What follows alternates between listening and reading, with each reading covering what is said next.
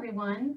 My name is Julie, and I organize webinars for the Claire Booth Luce Center for Conservative Women. I'm so happy for you to join us this afternoon with our guest speaker, Dr. Carol Swain. Here at the center, our mission is to prepare women for effective leadership and to promote leading conservative women. Our materials, programs, and initiatives support ideas and efforts that are pro-America, pro-family, and support free enterprise. We encourage our supporters and students to be active ambassadors of conservative philosophy in their schools, workplaces, and communities. If you are interested in learning more about the Center for Conservative Women, I invite you to visit our website, cblwomen.org, and follow us on our social media platforms. Joining me today is one of the Center's Fall Fellows, Bridie McGroarty. Bridie is from Washington, D.C., and is currently a sophomore at the Catholic University of America. She is majoring in psychology with a minor in philosophy. We are so thankful to have Bridie with us this fall. Dr. Carol Swain is the host of the podcast Be the People. She is an author or editor of 9 books. Her books have won 3 national awards and 1 was nominated for a Pulitzer Prize. She is also the host of 2 Minutes to Think About It, heard on Bot Radio and other Christian radio stations. She is a former university professor of political science and law at Princeton and Vanderbilt universities. Dr. Swain is a nationally known political commentator who has appeared on all key national news outlets, as well as many international networks. She was a Nashville mayoral candidate in 2018 and 2019. Her opinion pieces have been published in the likes of the New York Times, USA Today, CNN Online, the Epoch Times, the Washington Post, and the Wall Street Journal. Today, Dr. Swain will address the problem of political correctness on campus and its impact on conservative students. Reverse discrimination has increasingly become a concern for many students across the nation. Please join me in welcoming Dr. Carol Swain. Oh, Dr. Swain, I believe you're still muted. Thank you so much for your introduction and welcome to you young ladies who have taken the time to join us today. And it's so important for you to equip yourselves for the times that we're living in. And so your being here this afternoon and taking time out of your schedules to view this webinar and participate, that's good news. And today I want to talk about university campuses and political correctness, but also I will introduce you to a concept that you may or may not have heard of, and it's called critical race theory. And if you've not heard of it in high school, you will certainly encounter it in colleges. In fact, you're already encountering it, and you may not know, what it's actually called. And when we look at America today, the America that you were born into is very different from the nation that I was born into many years ago. And we hear people talking all the time about systemic racism. And there was a initiative launched last year by the New York Times. It's called the 1619 Project. And it's in about 4,500 schools all across the country. Hopefully it's not in your school, but it argues that America, from the very beginning, it was founded as a racist nation. And it chooses 1619 as the date of America's founding rather than 1776, because in 1619, that's when the first, they would say the first slaves came to America. And I would give a more nuanced explanation and say that 1619 was when Black people came to America, but they were not initially slaves for life. They were indentured servants. And there were also white people that came along with them that served 7 years. They worked 7 years and then they were free. And the free Black population in America, that's how it got started. And up until something like, 1619 was when the first Blacks from Africa came to America as indentured servants. I believe 1640 was when changes were made, that slavery became more permanent. And it was something like 1662, up until that time, if a slave converted to Christianity, they were set free. And so the story of America, it's a complicated story. No one denies that slavery existed, that slavery, was wrong, but it doesn't define our nation. In fact, free Blacks in America, many of them became very successful, and some of them owned slaves, and Native Americans owned slaves, and so whites owned slaves. And if we look at the true picture of slavery, it's a story of people owning other people, which has been the way of the world. I mean, it wasn't established in America. Slavery has always existed, but what we did in America is that we got rid of it. But this 1619 project is important because it is based on critical race theory, and critical race theory argues pretty much that the world can be divided into oppressors and oppressed, and that white people fall into the category of oppressors and non-whites are the oppressed.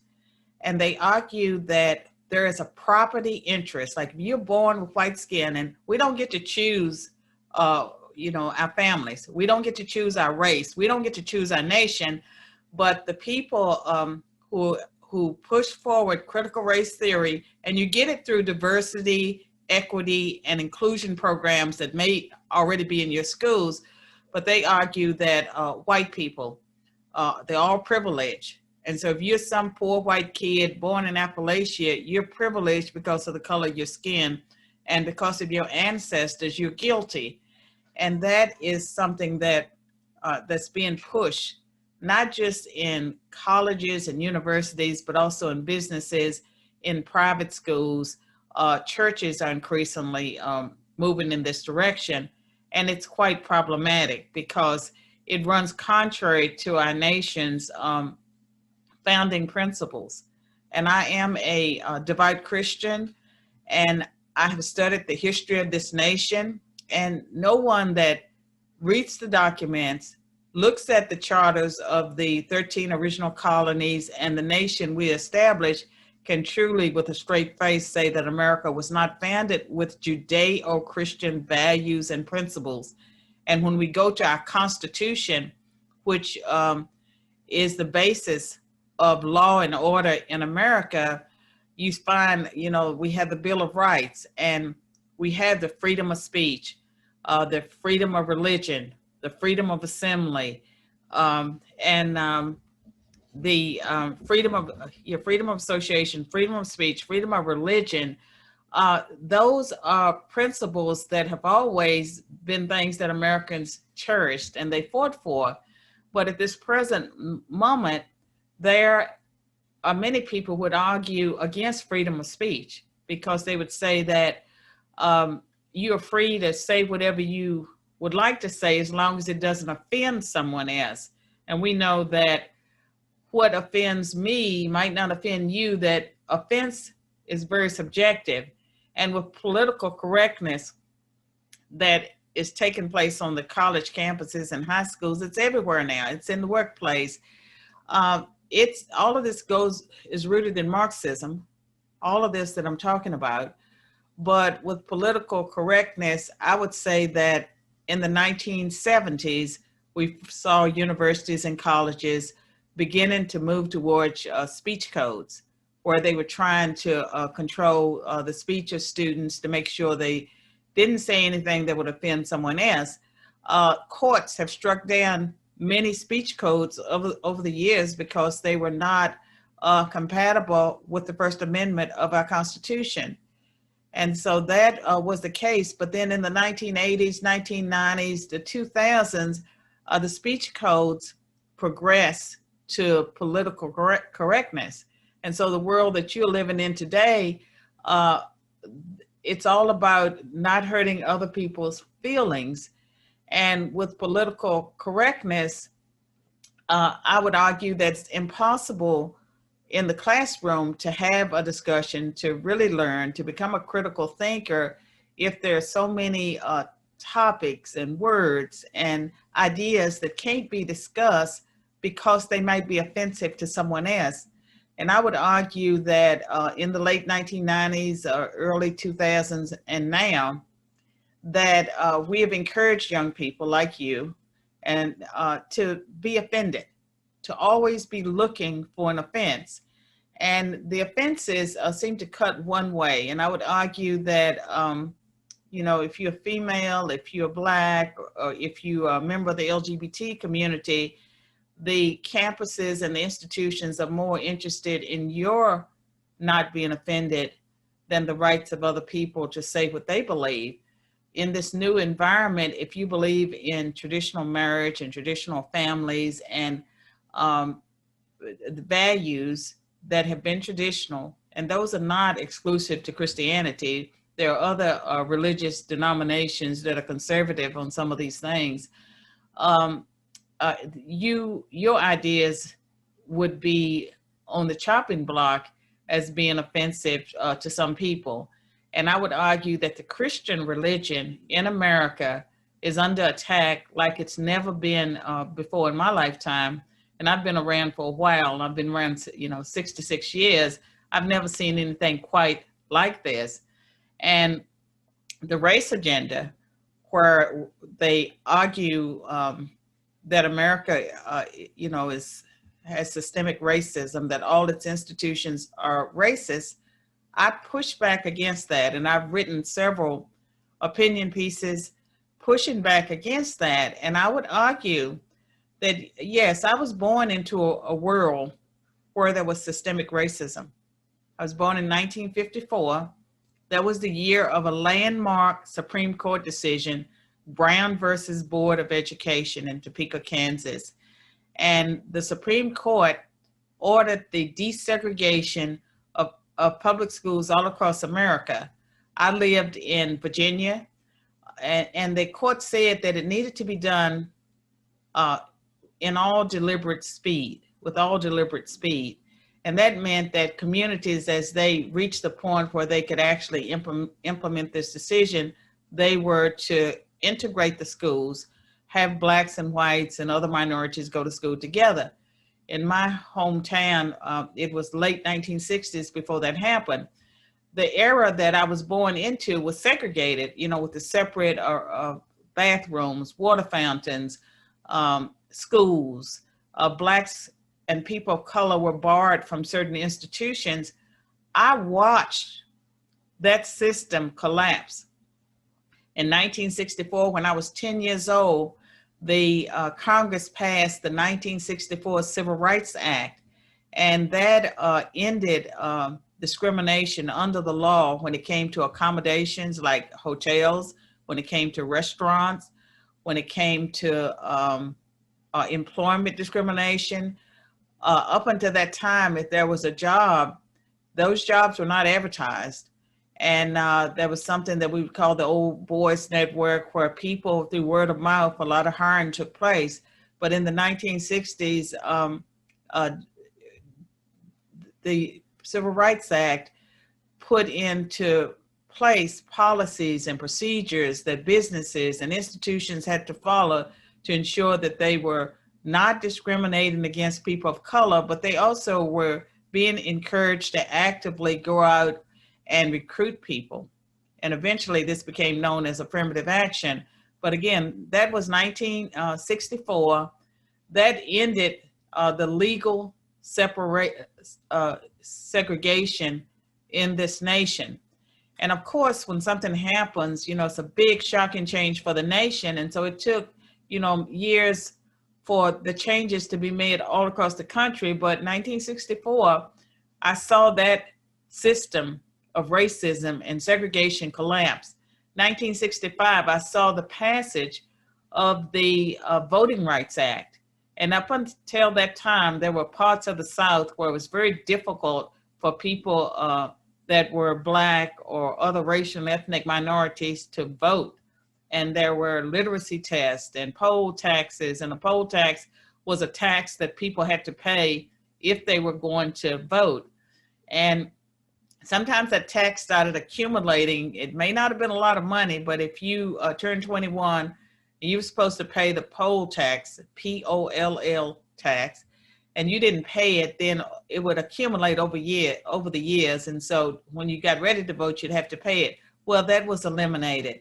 And they sent in federal registrars to many counties and cities across the South so that they could protect the rights of people to vote.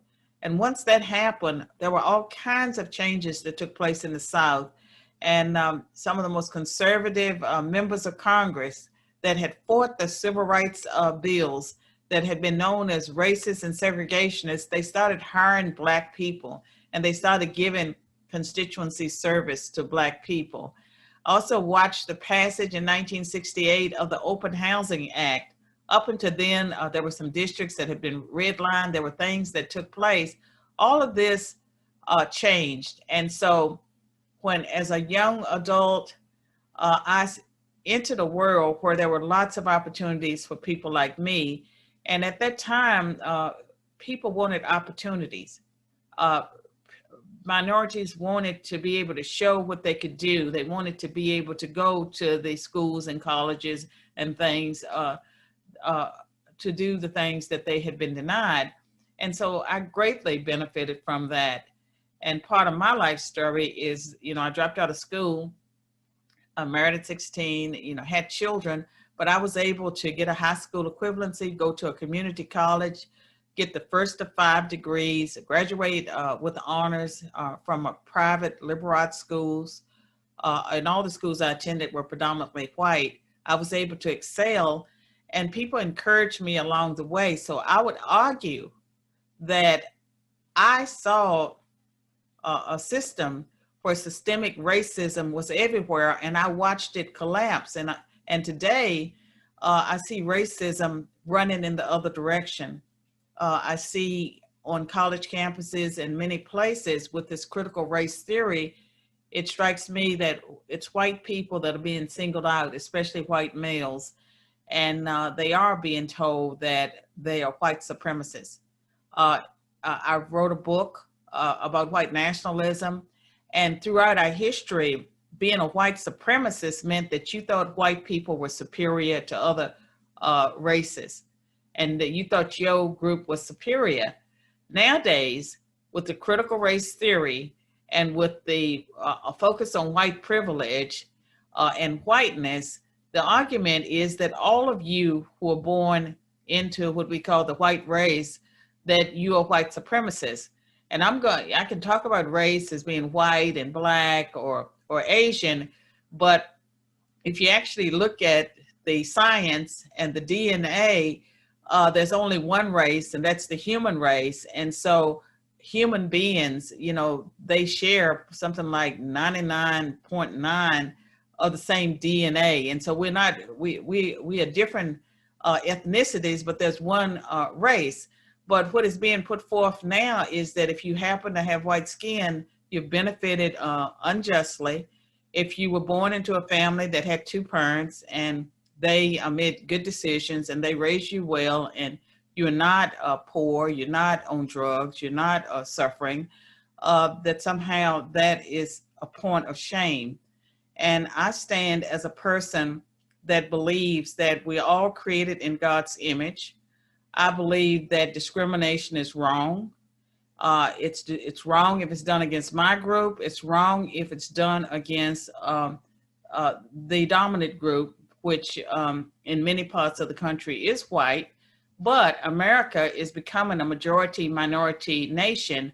And in the next 20 years or so, whites will be a minority. And it's very important for us to get things right now. It is unacceptable in America to discriminate against any group because of their race or their ethnicity or their national origin. And white people, as well as Black people and other people, every person, you're protected by the Equal Protection Clause of the 14th Amendment and by the Civil Rights Act of 1964. It was passed because of the discrimination against Blacks, but it was written to apply to all Americans. And so if you are in college, or if you're a high school student and you're headed off to college, it is illegal, it is unconstitutional for your institution or your professors to discriminate against you. And I would encourage you to read the student handbook. It makes promises to students about the environment. And if you find that you're being singled out because you're conservative, because you're Christian, because of your race, then you need to document and you need to complain and speak very loudly about that. And one of the other things that I want to leave you with before I take questions is that there are some things that you can do to prepare yourself, that you need to understand, the world views. And a lot of the critical race theory, the political correctness, the microaggressions that's related to it. A microaggression is a perceived slight. And in the culture that we live in, people are looking for offense. And so they're looking for slights that they can complain about. All of that, is coming from a particular worldview. And so I would encourage you, to read certain books that the political left uses as its Bibles. And one would be Saul Alinsky's Rules for Radicals. And in the foreword, there's a dedication to Lucifer. And for those of us that are Christian, that sort of gives you the heebie-jeebies. But the book has some value. And one of the rules that I like is make your enemy live up to his rule book. And when you go off to college or you're part of a school, those promises that they make in their mission statements, that they make in that literature, you can hold them accountable for that. But you need to read, I would say that there's a philosopher, Herbert Marcuse, that wrote a essay. He's written many books. He was a philosopher, long since dead, but he was a Marxist, about repressive tolerance. And a lot of the things that are taking place with the speech comes from his ideas. I have had students in the past, my students read the Communist Manifesto. Many of you have already read George Orwell's 1984, but I would encourage you to read 1984, read the Patriot Act that we passed after 9/11, and read the literature that talks about things that I think are very relevant to our society. And at this point in history, America is under threat. Our way of life, the rule of law, everything that we have known and taken for granted, it's all out there and we could lose it all. But I would encourage you not to be disheartened. Get information. Information is power. And so with that, I will take your questions. Thank you so much, Dr. Swain. Wow, that's so much information. We have questions rolling in. So we'll start with, what is the best way for a student to engage in a class when they are being harassed for their conservative beliefs and potentially being called a racist because they believe conservative principles? What's the best way to, I mean, once you've already outed yourself as a conservative, and I would argue, that you have to be strategic. For some people are very outspoken and they're going to stand on their beliefs. But if you're outspoken as a conservative student, make sure you have your facts. You have to be better than the other students. You have to know what they believe. You have to know what you believe, and you have to make a decision which battle you're going to fight. And you may not want to fight them all, but I think that as a conservative student, when you do speak, you need to have information that you can back up what you're saying. And when you write papers, again, if you're writing a paper that's balanced, you have to acknowledge the other side, to refute it. And so you show your awareness, okay, I understand this is what you believe. If you're writing something about race, you don't deny that racism has been a problem in America, or that slavery took place, or that, that there was systematic discrimination against Blacks. You don't deny that. But when you're discussing the condition of racial and ethnic groups, there's no reason why you can't bring data that addresses culture.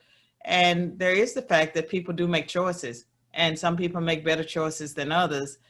But as a conservative student, You have to know your environment. You have to know your professors. But if your professor is harassing you and they're saying, singling you out in an inappropriate way, if they're shaming you in front of all the other students, I would say document, document, document, and then decide whether or not you want to file a complaint. Thank you. Another question would be, what are some examples of this reverse discrimination that you've seen?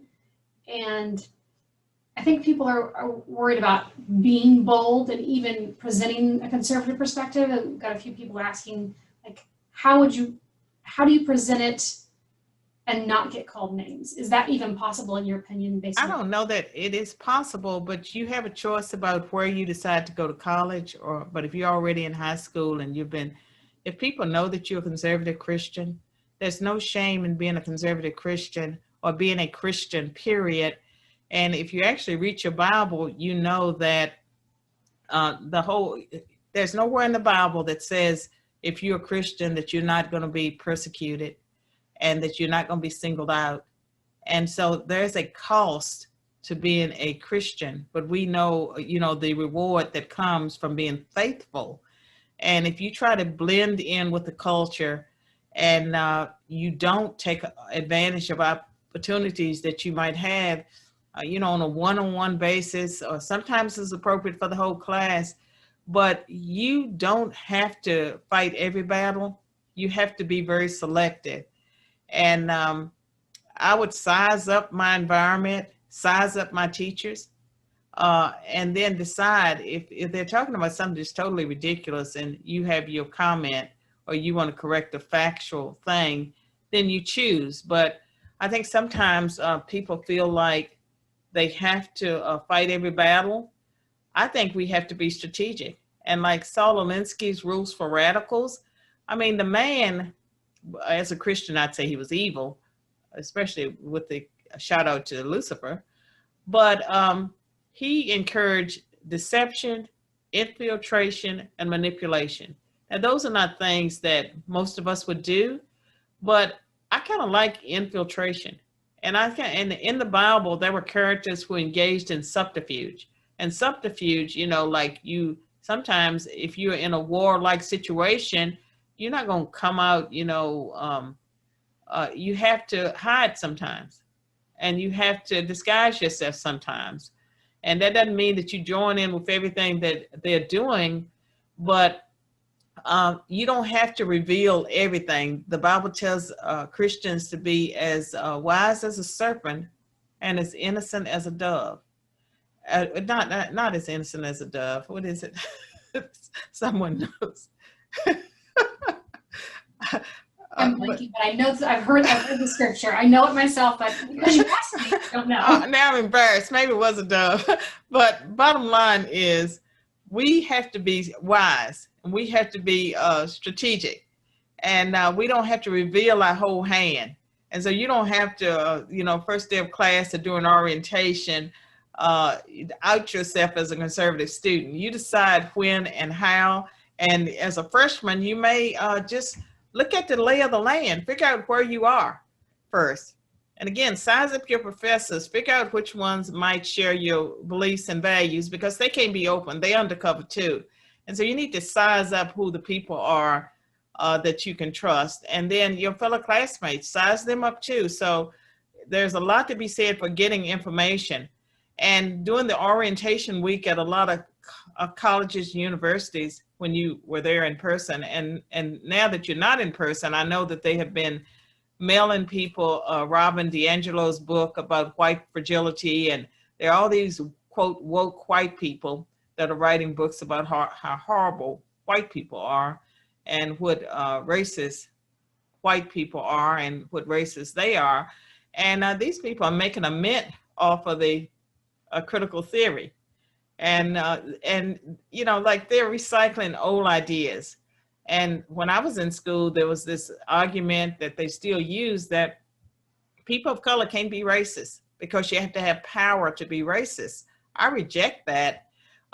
It didn't make any sense back then, and it makes less sense now that we've had a president that was Black that served 2 terms, We've had Black secretaries of state, attorney generals.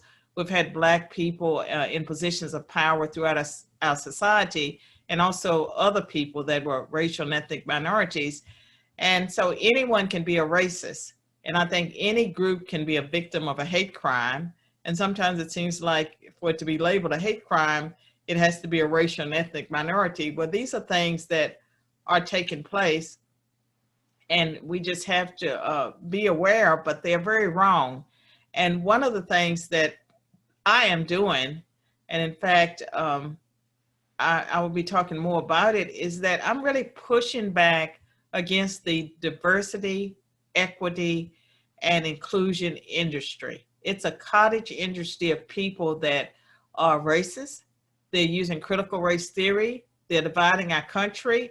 And somehow they've worked their way into just about every institution in America.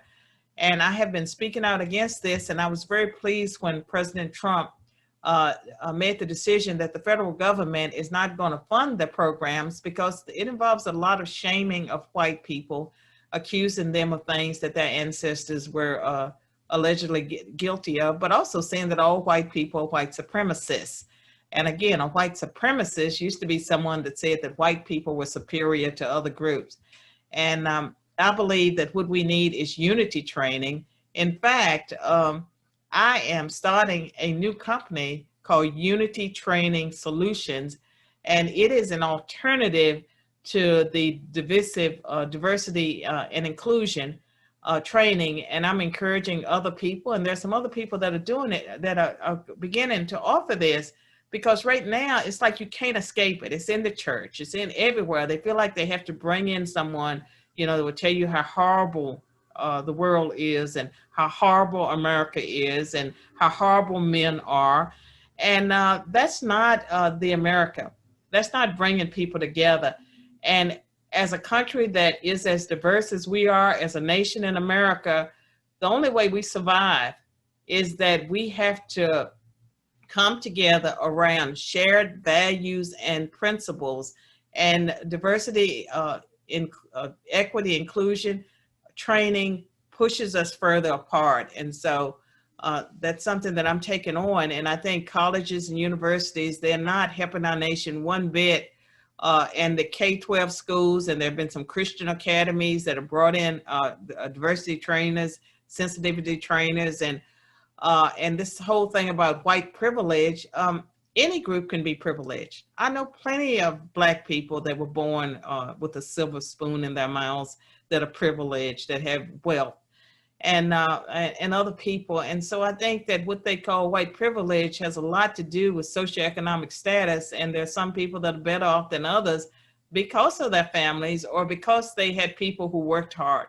Like my children and grandchildren, will inherit some wealth. They will be much better off than other generations, but that's because I worked hard and I played by the rules. And right now, young people are being told that if you believe in getting to work on time, you believe in hard work, you believe in Christianity, you believe in standard English, and it's a whole list of other things, that's whiteness. That is not whiteness. Those are success principles that are timeless.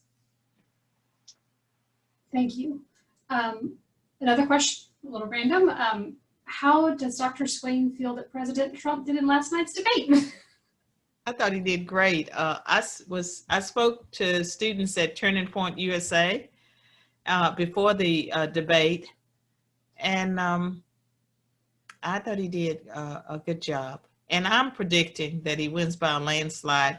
And usually I'm right in my predictions. Like if you read my books and stuff like that, I've been great about seeing trends, and I could be wrong. And so my whole reputation is going to rest on him winning. And he almost has to win by a landslide because of all the ballots and things that are out there. There are lots of opportunities for people to cheat this time. There are people that have been mailed 2 or 3 ballots, and some of them will take those ballots, vote, and show up in person. We're counting on the states to kick out the multiple votes, but we don't know what could happen. And so he needs to win by a landslide. So I'm publicly out there saying he's going to win by a landslide, but if he wins, and I expect him to win, then I guess my reputation will be intact. Someone else would like to know, do you feel like the Black Lives Matter movement is a representative of Black people in America today? I think the person that asked that question probably knows what I believe on that. And back in 2016, I was still at Vanderbilt University on the faculty, and I was given a CNN interview, and I believe it was July. It was right after those 5 police officers had been slain in Dallas after a Black Lives Matter rally. And to prepare for my TV interview, I went to that website, and I was shocked because I'd read communist literature, and boy, at that time, and they've changed our website several times, even recently, I thought I was reading the Communist Manifesto. It didn't have a lot to do with Black people. It had a lot to do with overthrowing the state and the LGBT issues. And that makes sense because 2 of the 3 women that founded the organization, they described themselves as queer. The Black Lives Matter organization has never had a lot to do about Black people. The slogan, Black Lives Matter, is a very clever slogan, and I would argue that progressives have been masterful when it comes to using slogans. And so a lot of the money, millions and maybe even billions by now, money have gone to Black Lives Matter organization, and that has funded the protests and many of the things that's taken place. People that give to Black Lives Matter organization think they're helping Black people, and they're doing it because of the slogan Black Lives Matter, and the slogan is a truth statement. But I would say that all lives matter. White lives matter, all lives matter. People have lost their lives for saying that all lives matter. But the Black Lives Matter organization, I believe that they are a hate group, and they should be labeled as such. And many of the people that are leading it now, that are being arrested for crimes, they are white people, very affluent, hippie, yippie white people that I don't know what they're doing, because when they burn down buildings, when they engage in violence, when they say defund the police, they're hurting Black people. So they're not trying to help Black people, they're hurting Black people. So I don't support the Black Lives Matter organization. I do think they should be labeled as a hate group, that they are akin to the KKK. And I heard today that the Southern Poverty Law Center, an organization that pretends to monitor hate groups, and when they were founded years ago, they were very focused on fighting the Klan, the Aryan nations, and real hate groups. But now they have evolved into something else. They are not going to be listing Black separatist groups as hate groups. They had 1 or 2 listed, but they're going to change that. And they have never really focused on Antifa, Black Lives Matter, and Black organizations that encourage violence and encourage hate. So it's quite problematic. The double standard that we have is very dangerous. Thank you. Another question we have is, what caused universities to become places that hinder freedom of speech and ideas? You're going to the university, the anticipation you're going to learn, you'll be exposed to new ideas and things like that. How did this set up? How did this happen? Well, this would be a long lecture about cultural Marxism. And some of you probably have heard of economic Marxism. Karl Marx and Frederick Engels wrote a book in the 1800s called The Communist Manifesto, and some other communist literature. And they've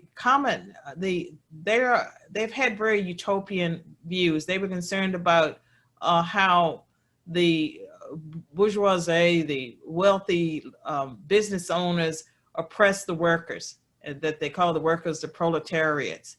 And they believed that there would be an uprising, that the proletariat would, that there would be a revolution where the proletariat would, take over the means of production, and that you would go through a season of socialism on your way to on your way to communism, and that the state itself, the state as far as the government institutions, that they would wither away, and that once the utopia was created, you wouldn't need police. And so, when the political left talks about defunding the police, getting rid of the police, well, if you go back to Marxism, that was part of what they predicted would ultimately happen after the revolution.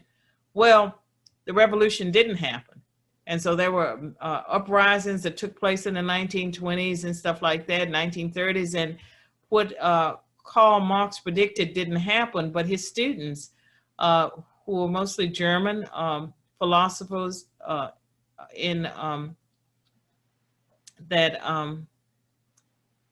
they studied about why did the revolution not take place, and they decided it was the culture, especially the Western mindset and Christianity. And some of the students argued, and I can give you sources, and some of my op-ed pieces, I have one on critical theory and social justice on my website that has the names of all the philosophers. So I'm not going to try to give you the names of all the philosophers. But when Hitler came to power, this school of social research, the Frankfurt School, they came to America and set up camp at Columbia University, where they started teaching students from all over the country who were students at Columbia. Those students sort of fanned out. And so they took those Marxist ideas, and those Marxist ideas was always about overthrowing the state and traditional values and principles and institutions like the family. The family was a target. Traditional sex relationships between men and women, that was a target. And so the vision for the LGBT revolution, the vision, of using race and liberating women from their traditional roles, all of that came out of Marxism. And how did it get to the universities? Well, in the 1960s, there were lots of conflict. Saul Alinsky's book, Rules for Radicals, was one of the factors. Many of the people who wanted to change America and wanted to change the world and believed they could usher in a utopia, they went into universities. They became educators, they became teachers, and they took over the National Education Association, where if you're in a public school, the people who are making decisions about your curriculum, for the most part, these are liberal progressives that are very steeped in Marxism.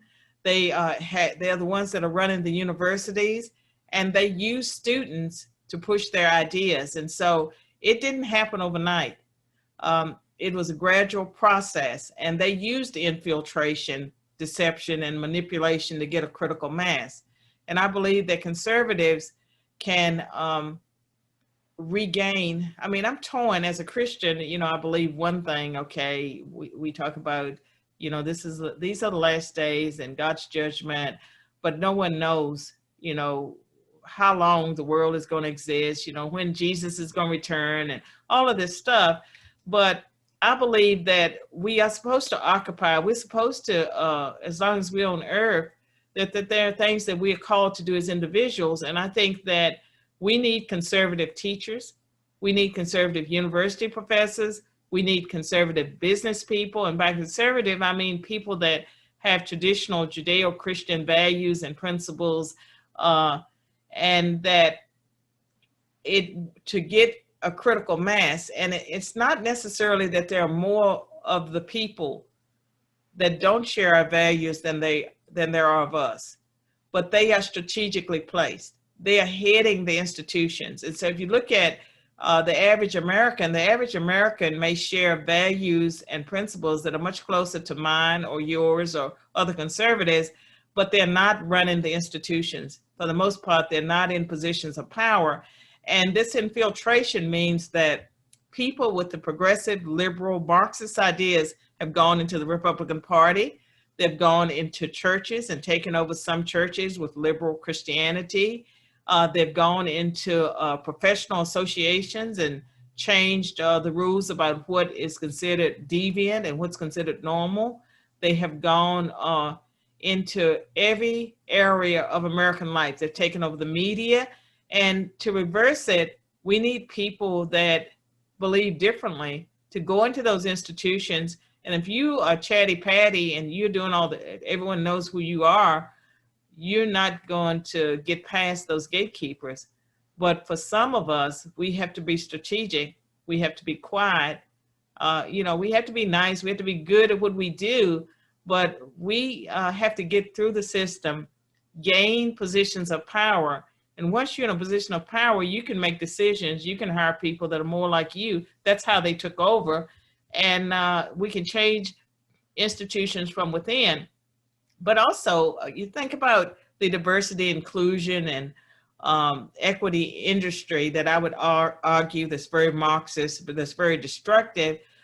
If you're working for a corporation, you could decide to bring in, okay, my employees need some kind of training, my students need something. You could bring in the unity training or a model that's different from the one that has been the dominant. So you get into a decision-making role, and gradually, you can change your society.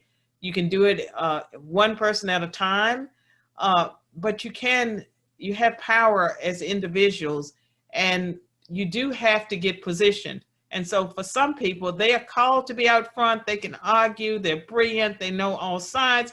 You know if you're that person. But if you're someone that's quieter, you're taking it all in, you can be strategic. And the last time I spoke for the Center for Conservative Women, there was a student that commented how she was able to challenge her professors. And, she was this sweet little girl, and she would raise a hand and she would ask a question of the professor that, just sort of demolished the professor, because the professor either couldn't answer it or she would have to think. And so you can even push your conservative professors to think, not by challenging them, but by asking them a question, because what they have is not based on truth. And you always have more power if you're coming from truth and facts. And you can very nicely and very politely make a difference. Excellent thoughts there. Someone else would like to know, it's a big question, where do you see America with the racism issues in 20 years? It depends on what we do today. And I'm very encouraged that the Republican Party, under President Trump, has been really reaching out to racial and ethnic minorities. I am a member of the advisory board for Black Voices for Trump. I'm a member of a group called the Mighty American Strike Force. In fact, I'm going to Pittsburgh next week to knock on doors for a few days. And I'm a member of 1776 Unites. And 1776 Unites is a group that's led and was formed by Bob Woodson of the Woodson Center. And he is a Black gentleman who's 80-some years old that loves America. And so he was born, when there was real institutional racism, and he has been successful. And I've met so many Black people that are older than I am that have been successful. They love America, and they don't like discrimination that's taking place against whites or any group. And so we feel that it's up to us to speak out, because I would argue that in some cases, there are white people that feel like they can't speak, that they've lost their voice. And I would encourage people to always stand on the Constitution of the United States of America, its 14th Amendment, the Equal Protection Clause, our civil rights laws. And if you're a person, if you are a racial and ethnic minority, and you see discrimination taking place, and you see people making insulting remarks against one of your fellow students, then I think you have an obligation to speak up and say that's unacceptable. In the same way, we would expect a white person, if they're around friends and they're using racial epithets, we would hope that some person would say, I don't like that, that's unacceptable. Now we're in a role where we can do that and say that, and I think we have an obligation to do so. Wow. The 1776 Unites, do they have any programs or things that I know I've heard different schools, like through the K through 12, even some of the younger classes have been bringing in the 1619 project materials. Does 1776 Unites have materials for classrooms? We have some curriculum materials already, but we are developing more. And you know, the true story of America is a success story of whites and blacks working together to make our nation better. And America is not perfect. We've made many, many mistakes, but the true story of America is that when we made our mistakes, we always tried to correct them. And what's taking place today between blacks and whites, I think is very dangerous. When I wrote the book in 2002, The New White Nationalism in America, Its Challenge to Integration, I felt that if we continued the identity politics and the multiculturalism and the way that we were moving, that it would lead to the rise of, you know, white identity, white consciousness. Everyone would break down into their own separate groups and they would try to protect themselves because that's natural, and that we would have unprecedented levels of racial and ethnic conflict. We are at a tipping point that if we don't change what we're doing, I think that we won't have a race war like the war between the states, but there will be greater violence among and between the racial and ethnic groups. And I think that what we're doing today creates races, that there are people that have not thought a lot about race and they have not felt unsafe around people that were not a member of that group.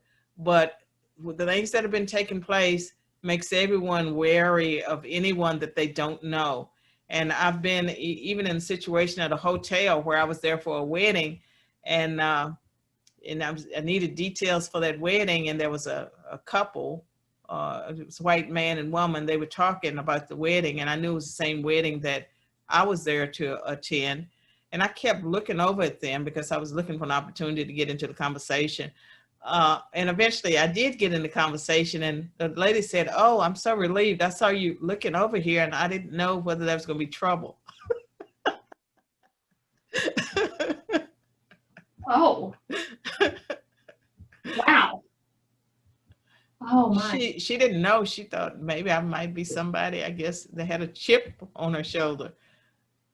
That is wow. That is a situation there.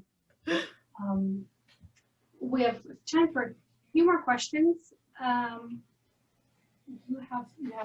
You've got a lot of them today. Do you feel that reparations should be paid to people who had slaves for their ancestors? No, because it's impractical. It doesn't make any sense, and it wouldn't address the problems that we have today in our society. Okay. But that's the end goal of the 1619 project. That's their end goal, and they've been very open about it. And I don't think the police should be defunded. And there's a survey, a Gallup survey, something like 80% of Black people don't want the police defunded. They would like the police reformed and have a better relationship, but they don't want the police defunded. So anybody that's out there saying we need to defund the police are not representing Black people. That is a curious thought. I've always thought myself that if there are issues, we probably wouldn't want to defund them. We would give them funding for better training so that there would be no issues. Because if you take away the funding, there's no better training. But here's the other thing. If you actually look at the encounters between Blacks and police, and you look at the crime rate and you put in all those factors, there's not data to support that white police officers or police officers in general are just running out there shooting unarmed Black men and women. And many of the cases where people have been shot, if you actually look at the facts, like the media blows it up, and then weeks later we find out what really happened. In many of those cases, you know, the people were either on drugs or they were armed. They actually had weapons in their hands. And it's not practical to say, well, the police should try to shoot everyone in the leg. By the time the police shoot for one thing, aiming for the leg rather than the largest part of the body mass is not what they teach you in self-defense courses. But, you know, the police officers trying to go home alive. And these situations are always far more complicated than what the media presents. This is true. I have my brother-in-law is a police chief in a very small town, but I've learned that even other cases, being a police officer is a very complicated job at times. You have to know the law and so many other things, and almost be a psychologist at the same time. And make split-second decisions. Yeah. And you know something? I think that one of the worst things that we do when it comes to race and young Black men and women, one is to tell people that police hate them and they're trying to, they want to kill you, but not encouraging young people to respect authority. Because if you respected authority and you obeyed lawful orders that come from authority figures, you would reduce the likelihood of a encounter that would not end well. Yes, I've seen that statistic. That's an encouraging statistic to see. That's positive. We are coming up on our time, so final question.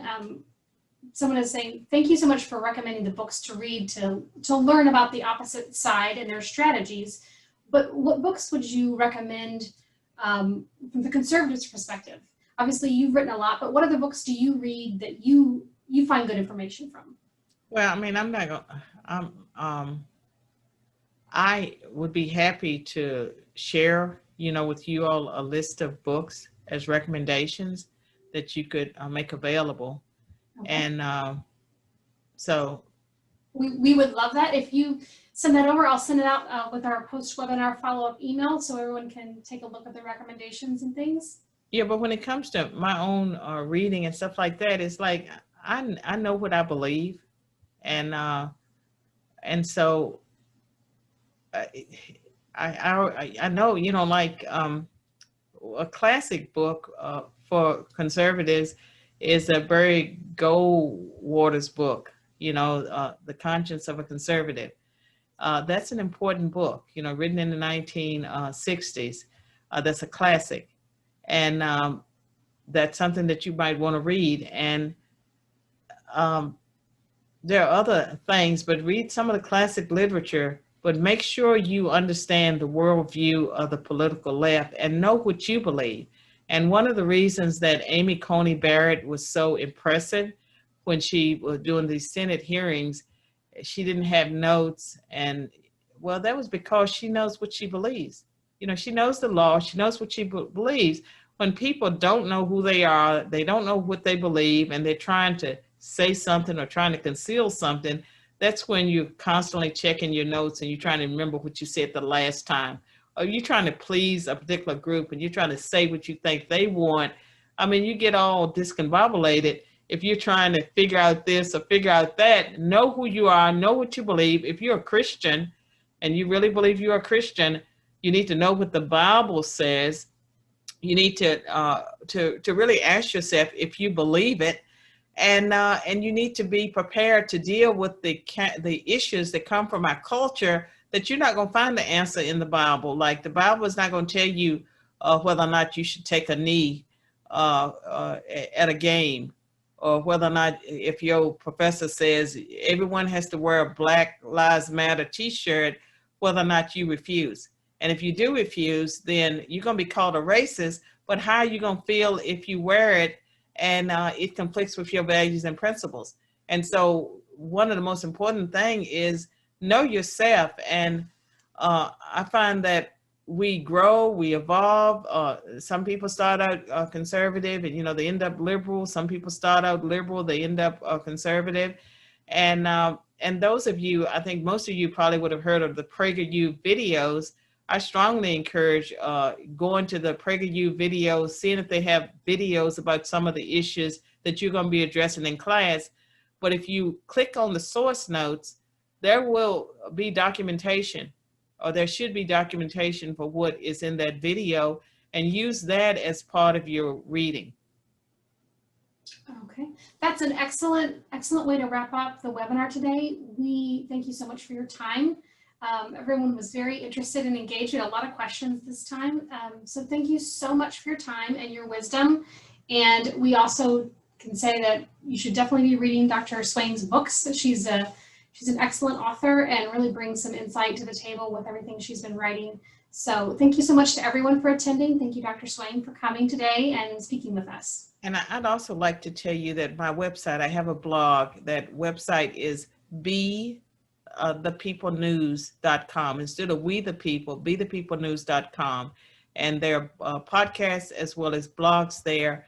And then the carolswain.com website, it has my books. And I'm on Facebook, Twitter, Instagram, and I post all the time. And I try to answer my emails, carolmswain@gmail.com. And I miss teaching.